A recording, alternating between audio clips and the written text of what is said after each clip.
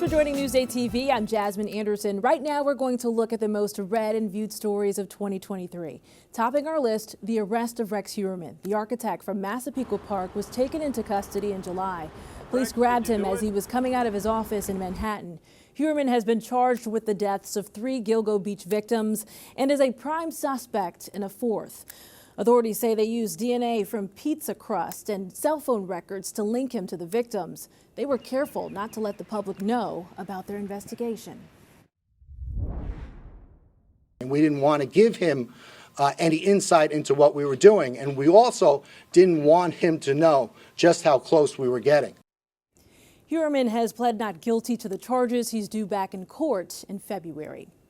The impact from a deadly crash still being felt in the Farmingdale community.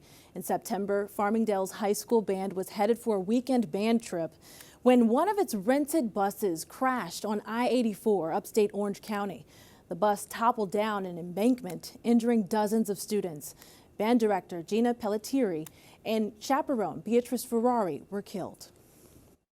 The whole community, the whole county really is in mourning, and that we feel for the family and we'll do anything we can to help comfort them. The only thing I can say is that Gina and Beatrice are in heaven right now, and hopefully they found a wonderful band up there, because we're going to miss them very much. The NTSB is still investigating the cause of the crash. A community was left heartbroken by the deaths of 2 teenage tennis players killed in what police called a wrong-way drunk driving crash. It had happened in May on Jericho Turnpike in Roslyn. The SUV carrying the high school freshman was destroyed after it was struck by a Dodge pickup driven by Amandeep Singh.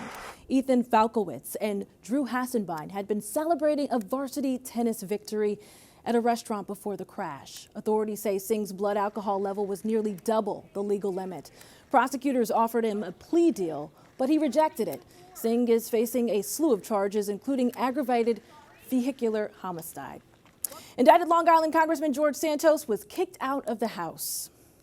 On this vote, the yeas are 311, the nays are 114, with 2 recorded as present.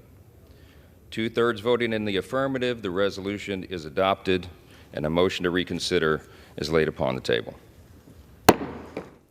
On December 1st, members of the House voted to expel Santos over alleged ethics violations and other accusations of wrongdoing. A special election to fill Santos's vacant 3rd congressional district seat is set for February 13th. Santos is facing a 23-count federal indictment for alleged crimes, including fraud and stealing from donors. His attorney and prosecutors are discussing a plea deal. Disgraced former Suffolk Police Chief James Burke ended up in handcuffs again. Mr. Burke, do you have anything to say here? No, thank you. Can you explain what happened? Burke pleaded not guilty to public lewdness and indecent exposure. He was arrested in August in Farmingville following an interaction with an undercover park ranger during a sex solicitation sting. Before this, Burke served time in federal prison for covering up the beating of a handcuffed suspect. Long Islanders spent part of the summer choking on smoke from wildfires in Canada. The thick haze blanketed the island for several days. The air quality was so bad, people with respiratory problems were told to stay indoors because it could be dangerous. Smoke from those wildfires ended up traveling as far south as Florida. A deadly plane crash was caught on camera in North Lindenhurst. This video was captured by a Ring doorbell camera. One of the 3 people on board the small plane was killed when it burst into flames in March. When I made my way up to the 2 patients, critically injured, severely burned, to my knowledge, they were pulled from the plane from civilian. Ruma Gupta of New Jersey was killed. Her daughter and the pilot were critically injured. The NTSB is trying to figure out what went wrong. School mascots became a flashpoint in many communities in 2023. In April, the State Department of Education banned using Native American names and imagery. Schools that chose not to abide by the rule could lose state funding. A few Long Island districts are now challenging the order in court.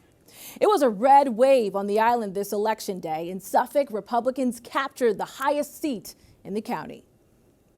We crushed it tonight, and I got a mandate to lead this county into the future, to change the course and direction of the county, to reorganize county government and put it on the right footing to make Suffolk safer and more affordable.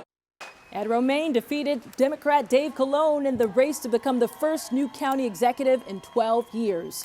Suffolk Republicans expanded their hold on the county legislature. The GOP flipped Democrat seats on the North Fork and Northern Brookhaven on their way to achieving a veto-proof supermajority. Nassau Republicans maintained a 12-7 majority on the county legislature. They flipped one seat but lost another as Democrats held on in key districts that featured first-time candidates. One of the most talked about stories of the year, speed cameras being put in work zones on Long Island. Drivers caught going more than 10 miles over the speed limit now get tickets. The state says it's for safety. Imagine sitting in your office while tractor trailers, SUVs, motorcycles are going past your desk at 60, 70, 80 miles an hour.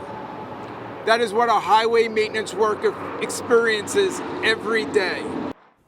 Speed cameras at work zones across the state issued nearly 9,000 tickets during the first month of penalties from May to June. If there's one thing we know here at Newsday, Long Islanders love going out to eat. In 2023, several restaurants, which were nearly landmarks in their communities, shut down. Here's a quick look at some of the biggest closures.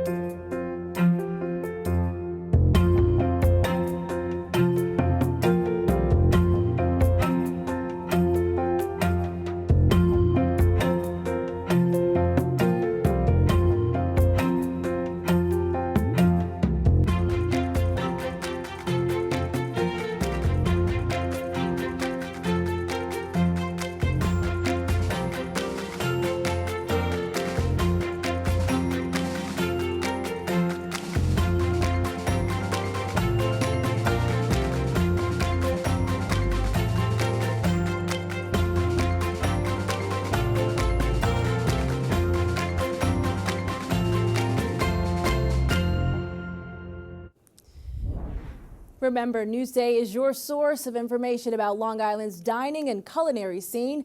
I'm Jasmine Anderson. Have a safe and happy new year. Thanks so much for watching Newsday TV.